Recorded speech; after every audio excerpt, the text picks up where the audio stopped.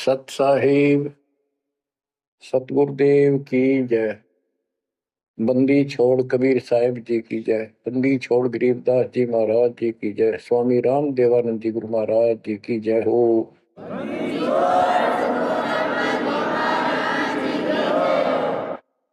सर्व संतों की जय, सर्व भक्तों की जय, धर्मी पुरुषों की जय।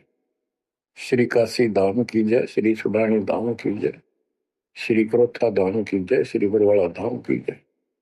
सत साहिब परम पिता परमात्मा कबीर जी की असीम कृपा से बच्चों, आपका जन्म ऐसे शुभ समय में हुआ है तब के आपका असल जन्म का भी कष्ट कट जाएगा। ये लोक अच्छा नहीं है, यहाँ कोई भी चीज सुख वाली नहीं है। आज काल के द्वारा हमें मूर्ख बना कर रखा हुआ है, भूल भुलैया कर रखी है। संपत्ति संतान रूपी खिलौने देकर हमें रोक रखा है, एक वश लालच ला रखा है। एक मिनट में कहता तो मर जाएगा, क्या खिलौने टूट जाएंगे, फिर टक्कर मार करवाएंगे। ये गंदा लोग है। हम अपनी गलती से यहाँ फंसे आकर के आपने सृष्टि रचना के अंदर पढ़ा और सुना है कि हम सतलोक में रहते थे, वहां कोई कष्ट नहीं था। जब इंसान को कोई कष्ट नहीं होता फिर इसको बकवाद भाती है, ये आत्मा अब ऐसी गिर गई। और जिसको कोई कष्ट है, जैसे शरीर में है या परिवार में है या कोई धन संपत्ति का अभाव है, तो इसकी किसी चीज में रुचि नहीं रहती, दुखी रहता है, ना बकवाद भाती। लेकिन परमात्मा सुख सागर है, इसकी शरण में आने के बाद फिर दुख नहीं रहता। और थोड़ा बहुत कष्ट ये स्वयं रखता है कि इसकी अकल ठिकाने लगी रहे। और जब ज्यादा दुखी से होते दिखे फिर एकदम ऐसा कर देता है, सोचते रह जाते हैं, हे परमात्मा आज शरण न होती तो ये तो बहुत नुकसान हो जाएगा, बहुत दुख हो रहा था, बड़ा कष्ट होगा, पता नहीं क्या क्या हो जाता। तो इससे एक तो परमात्मा दुख में याद रहा, फिर अचानक ऐसा प्रबल सुख कर दिया गजब का, उस चमत्कार के कारण दाता याद रहा कई दिन तक। तो ये परमात्मा कहते सोचल छिद्र में करूं अपने धन के काज, सोचल छिद्र करूं सो होए। क्यों? हम अपने हैं इसके, ये हमारा पिता है। एक उदाहरण दिया जाता है, जैसे अब्राहम सुल्तान अदम था, वो इसका अपना हो गया था। उसने संबंध वाले शरीर में अपने बेटे को भी काटने पे पीछे नहीं हटा, सिर काट दिया मालिक के नाम। अब उसको अपना मान लिया इसने। जैसे अब आरती पढ़ते हैं, दीनन के जी दयाल भक्ति वृद्धि जो खाने का गुलाम अपना कर लीजिए, अपना मान लो दाता हमने, अपना ही जो मानेगा ऐसा नुकता होगा। जैसे संबंध ने किया, नेकी और सेव ने किया, नुकते ऊपर ही जगह रे कोटि कर बोल जाए तुम्हारे। नुकता यही नहीं है कि सिर काटने का होता है, नहीं, नुकता ये भी होता है। जैसे एक भक्त ने बताया था कि मैंने नाम लिए 2-4 महीने हुए थे, घरवाली को पता लग चुका था, रो गए, थोड़ी बहुत खवासनी हो ही जाती थी। एक दिन मैं सत्संग में आने लग रहा था, रास्ते में फोन आया, 10-11 की बात है, कि इकलौता बेटा बीमार हो गया बहुत सख्त, कहा हो, जल्दी आओ। मैंने कहा वैसे तुम्हारे पास है हॉस्पिटल बिल्कुल साथ है, वहां दिखा लो, डॉक्टर ने इलाज करना, पैसे शुरू है, मैं जा रहा हूँ सत्संग। बस वो लगी उल्टे सुलटी बात सुनान, मैंने फोन काट दिया, मैं आ गया पास में। मैंने फोन ना बंद रखा, अगले दिन फोन खोला, उसी टाइम फोन आया कि लड़का ठीक हो गया, तो चमत्कार हो गया, डॉक्टर भी हैरान है, ये हो कैसे बेहतर हो। तो राहत की सांस ली। फिर मैं जब वहां गया तो फिर मैं पूछा कि तुम्हारे गुरुजी कैसे हैं, क्या सफेद कपड़े पहनते हैं, लंबे से हैं, सिर पे सफेद बाल हैं। मैं उनके मुंह की तरफ देखूं, ये उस लड़के ने बताया अपनी माँ को, एक ऐसा आदमी आया था और मेरे को काल के दूतों से जो खींच के झटका देकर सुटा के लाया, वापस मेरे को छोड़ दिया इस शरीर में। तो मेरी आंखों से पानी पड़ा, और वो भी नहीं बोली, हम भी चल रहे वहां में सारे परिवार में दीक्षा बोल।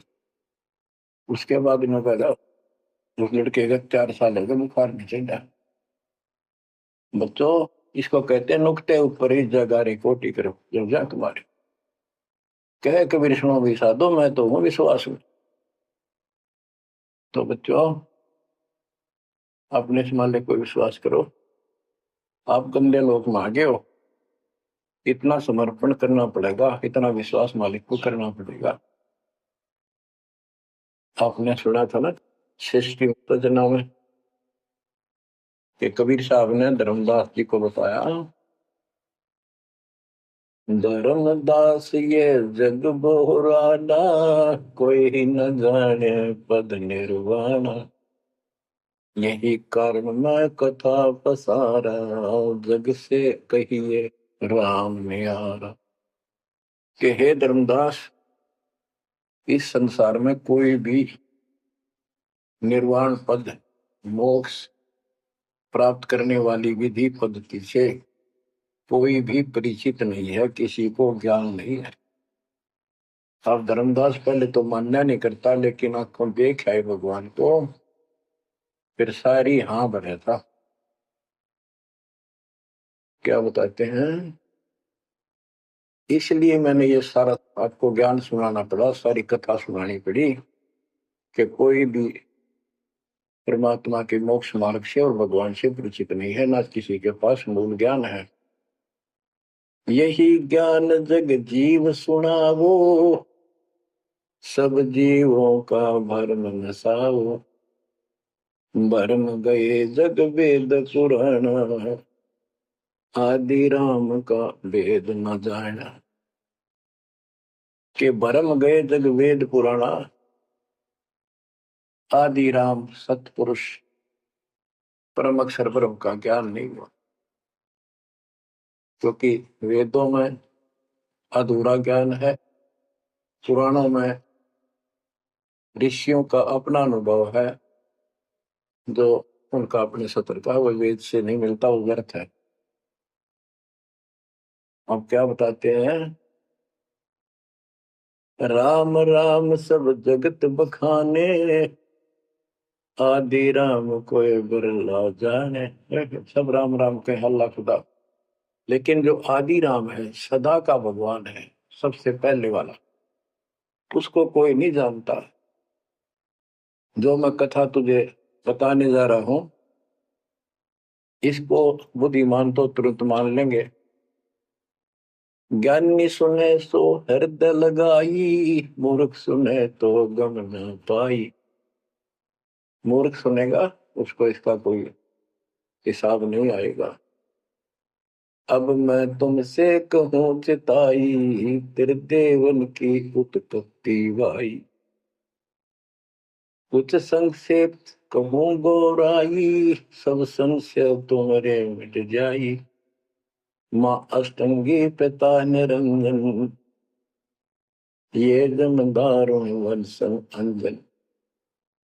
परमेश्वर कबीर जी ने 600 साल पहले ये गीता वेद पुराण का ज्ञान अपनी सिंपल लैंग्वेज में, सूक्ष्म वेद में धर्मदास जी को बताया, और उसने लिपिबद्ध किया। बच्चों, आज अपने सामने।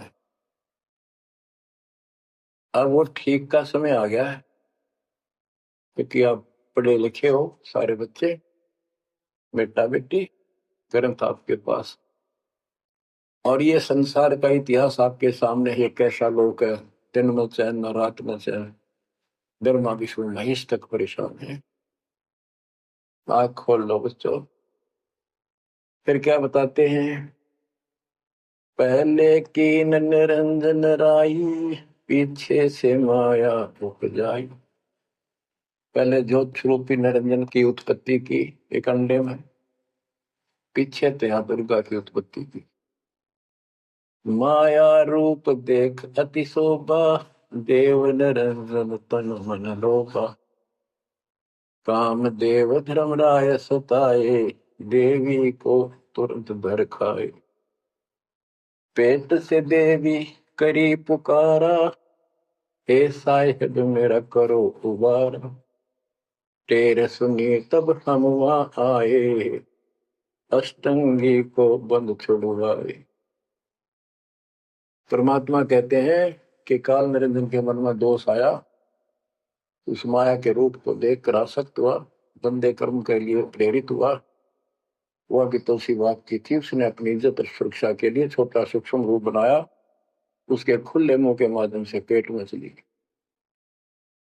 पेट से देवी करी पुकारा, हे साहिब मेरा करो उबारा। टेर सुनी तब हम तहाँ आए, अष्टंगी का बंध छुड़वाए। उसको उसके पेट से निकाला, उन दोनों को वहां से धक्के दे दी, भाग जा रहा। सतलोक में कीना दुराचारी, काल निरंजन दीन नकारी।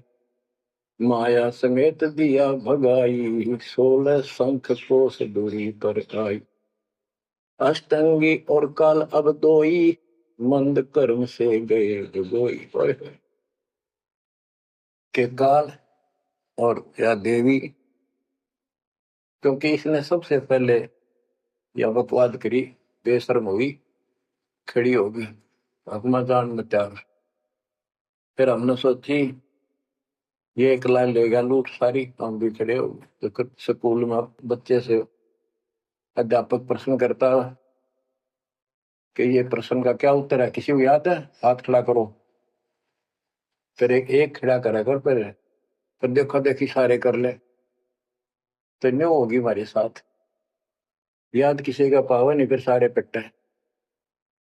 तो ऐसे ये सारे ठाक है, हम भी अपने गंदे कर्म के कारण यहाँ फंसे, और इसने और भी ज्यादा फर्स्ट गलती की। अब कहते हैं अष्टंगी और काल अब दोई, मंद कर्म से गए भिगोई। इस गलत काम से भिगोए गए, गिर गए परमात्मा की नजरों से। धर्मराय को हिकमत कीना, नखरे खासे भग कर लेना। धर्मराय की ने भोग विलासा, माया को रही तब आशा। 3 पुत्र अष्टंगी जाए, ब्रह्मा विष्णु शिव नाम धराए। 3 देव विस्तार चलावे, इनमें यो जग धोखावे। अब देखो 600 साल पहले क्या था कि ये काल इनका पिता ब्रह्मा विष्णु महेश का दुर्गा की मां है। लेकिन हमारे धर्म गुरुओं ने आज तक पता नहीं हमारे साथ लड़ाई करे, हमारा विरोध करे, तुम झूठ बोलो। निरंजन धन तेरा दरबार, जहां पर तनिक न न्याय विचार। वैश्या ओढ़ मुल मुल खासा, गल मोतियन के हार।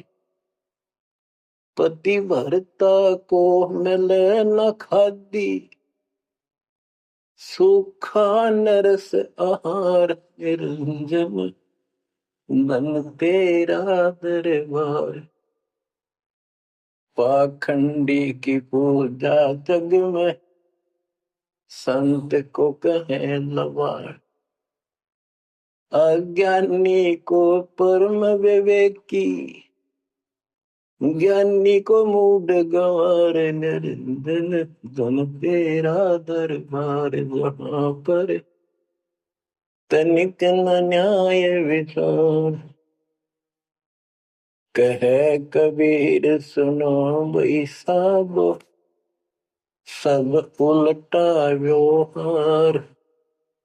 सच्चे को तो झूठा बताए, इन झूठों का एतबार निरंजन, बन तेरा दरबार बना पर तनिक न न्याय विचार।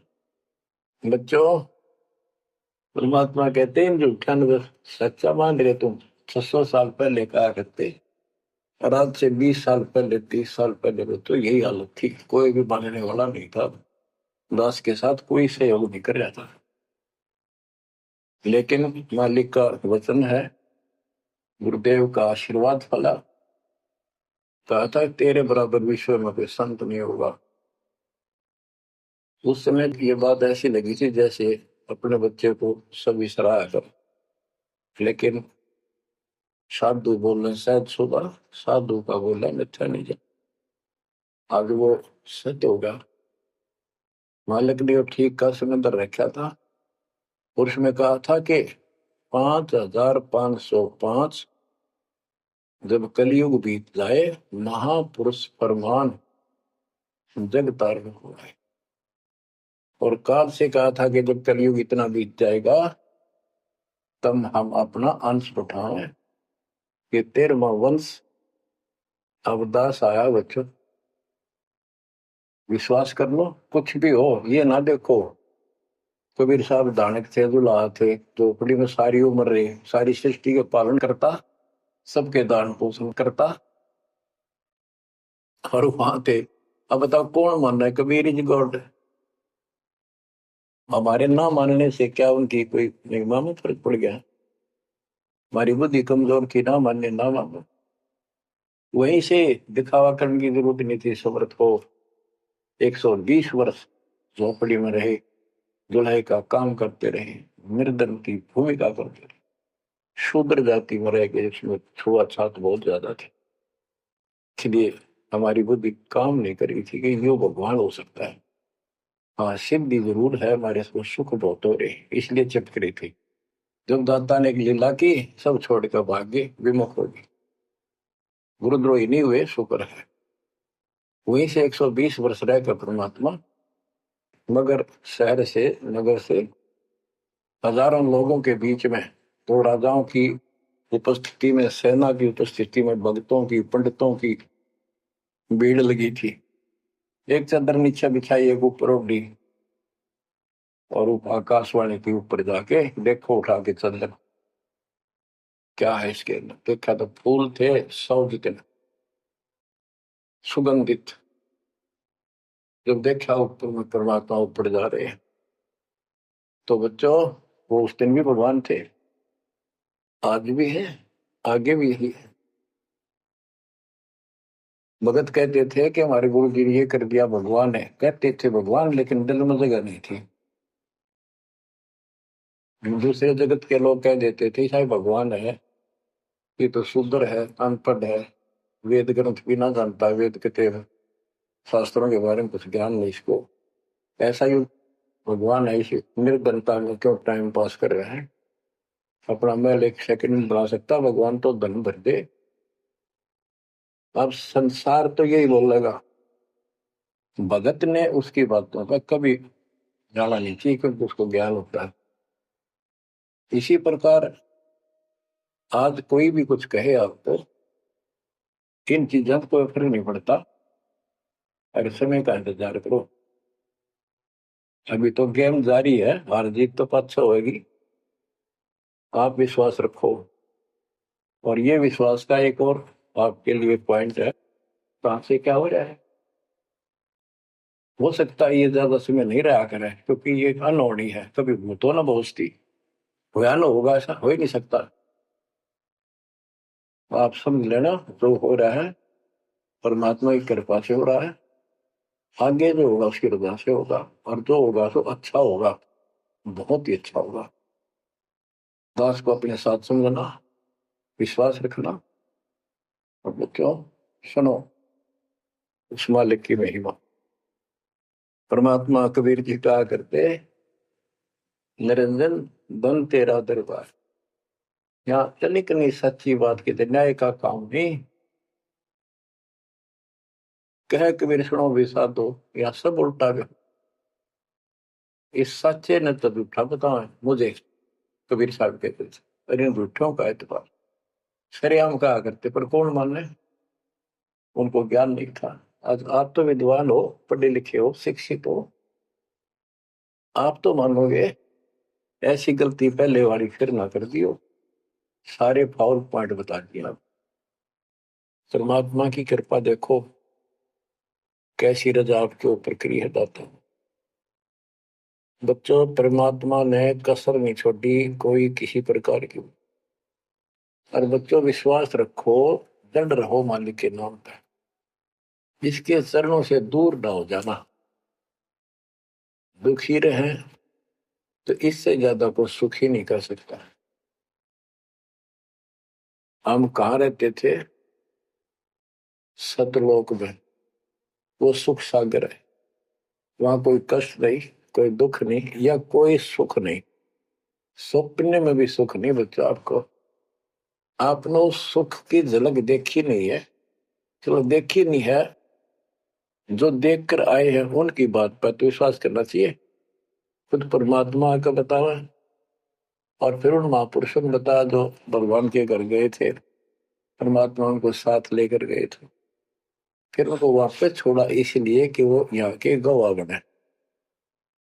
और जैसे धर्मदास इतने बड़े सेठ थे, वे वो झूठ नहीं बोल सकते, वो तो रामकृष्ण के करड़े पुजारी थे, हमारी तरह पुजारी थे। जब उन्होंने आंखों देख लिया सतलोक को, उसके बाद समर्पित हो गए और कहा, भक्ति दान गुरु दीजियो, देवन के देवा हो, जन्म पाया बोलो नहीं, करूं पद सेवा, तीर्थ व्रत में ना करूं ना देवल पूजा हो, मनसा वाचा कर्म ना, अब मेरा और न दूजा हो। तो बच्चों, इन महापुरुषों ने जो बताई, जैसे गरीबदास जी देख कर आई, लैंड लॉर्ड थे, इतनी जमीन थी, बहुत धनी थे, अब वो झूठ क्यों बोलने थे? आंखों देखी बात बताई, मतलब कीमती समय निकाल कर इतना बड़ा अमर ग्रंथ लिखवाया। आपके ऊपर एक अजब उपकार करके गए संत गरीबदास जी। मानव जाति के ऊपर संत गरीबदास जी का ऐसा उपकार है, ये भूला नहीं जा सकता। जब लग सूरज चांद रहेगा, संत गरीबदास जी का नाम रहेगा। इतनी प्यारी वाणी, इतनी स्पष्ट और कति तय दिल से बोल रखी। और सच्चे सुचे इंसान संत थे, भक्ति के भरे पड़े थे, उनके मुख से उच्चरित होने से यह सब सिद्ध वाणी है, सिद्धि डायरेक्ट असर करती है, मैल पाप काटती है। और ये फिर उनके नुमाइंदे सच्चे गुरु के माध्यम से फिर तुमको सुनने को मिलेगी। ये सुनने पर सुहागा होगा। कहने का भाव ये कि आपके ऊपर परमात्मा ने इतनी रजा कर दी, आप इतने लाडले, इतने प्रिय हो कि समझ नहीं मेरे पास जो वर्णन करता। और आप किसका आगे फंस गए, कति षड्यंत्रकारी है ये काल। आप थोड़ी सी वाणी सुनाता हूं। जब परमात्मा कबीर जी के सामने उसकी कोई पेश नहीं चली, जोगजीत रूप में मालिक प्रगट थे, सहजदास रूप में। सहजदास और जोगजीत एक ही के दो नाम है। परमात्मा अपने उस बच्चे के रूप में आए थे, क्योंकि असली रूप में जब पागल हो जा, बात बिना कर मर जा, इसलिए गुप्त रूप से आते। तो जब पैर पकड़ लिए, रोने लग गया और पैर पकड़ के छोड़ दे, बोले मैं तो आपको बाप के समान मानता हूँ, पिताजी के समान, परमात्मा के समान। आप बड़े भाई हो, मेरे इस लोक में कुछ कमी है, कुछ त्रुटि है, वो आप पूरी कर दो। परमात्मा बोले ठीक है, बोल क्या चाहता है, वचनबद्ध हो जाओ, जो बताऊंगा आपको हो गया। तो एक तो उसने कहा कि 3 युगों में, सतयुग, त्रेता, द्वापर में थोड़े जीव पार करना।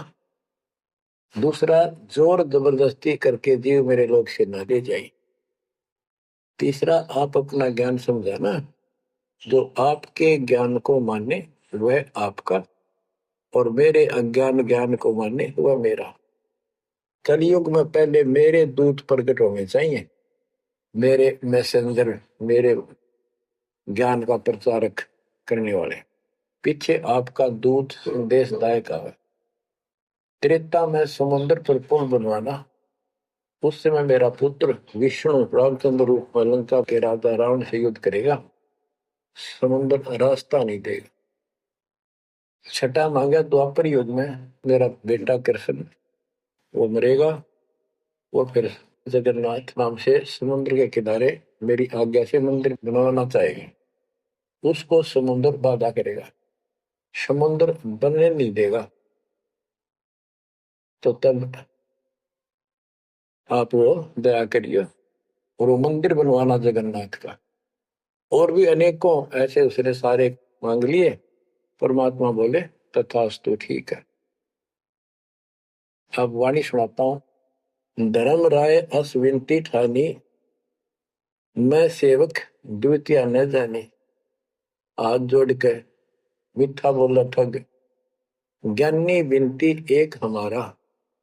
सो ना कर हो जिससे होए मेरा बिगाड़ा। पुरुष दीन जस मोह को राजू, तुम भी देहो हो मेरा काजू। अब मैं वचन तुम्हारो मानी, लीजो हंसा हमसे ज्ञानी। यानी काल कहता है मैंने मान लिया आपकी बात, बेशक हंस ले जाइए, पर यह शर्त है। बच्चों, कबीर सागर से अमृतवाणी सुना रहा हूं आपको। इस बात को कभी सच्ची मान लेना, मान ले कि गौड़ क्यों ज्ञान है यो। अब काल कहता है कि हे दयावंत तुम साहेब दाता, यानी कबीर साहब अपने पुत्र जोगजीत सहजदास के रूप में आए थे और वो कभी ज्ञानी रूप बना लेते हैं, क्योंकि वहां एक ज्ञानी भी बना लड़का है परमात्मा। तो ये ऐसे सुचित्र करते हैं कि ताकि इसका जो समझ ना हो ये सह कौन सा, ताकि ये घबरा ना जाए और दिक्कत पैदा हो जाए इसको। क्योंकि ये भी भगवान का बच्चा है, दुष्ट है, अपने कर्म भोग रहा है, इसको श्राप लग रहा है, कर्म फोड़ रहा अपने। कहता है काल परमात्मा से चापलूसी करता है, दयावंत तुम साहेब दाता, इतनी कृपा करो हो ताता। बड़े भाई इतनी दया करो। पुरुष साप मोह के अधीन, परमात्मा ने मुझे श्राप दे रखा है। लख जीव नित ग्रस्त लेकिन 1 लाख रोज खाने पड़ते हैं। जो जीव सकल लोक तब जावे, कैसे क्षुदा मोर मिटावे। अगर सारे ही जीव वहां चले गए आपके लोक में तो मेरी भूख कैसे मिटेगी। रो है पापड़ बिल पंडित पर पूरा पाखंडी। फिर कहता है जैसे पुरुष कृपा मोह पे कीना, दो सागर का राज में दीना। तुम भी कृपा मोह पर करको, जो मांगो सो मोह को देव बरहु। एक वरदान दे दो वचनबद्ध होकर। सतयुग त्रेता द्वापर माही, तीनों युग जीव थोड़े जाही। चौथा युग जब कलयुग आवे, तब तब शरण जीव बहु जावे। प्रथम दूत मम प्रगटे जाई, पीछे अंश तुम्हारा आई। ऐसा वचन हरि मोह दीजे, तब संसार गवन तव कीजे। कबीर साहब बोले अरे काल तुम परपंच पसारा, तीनों युग जीवन दुख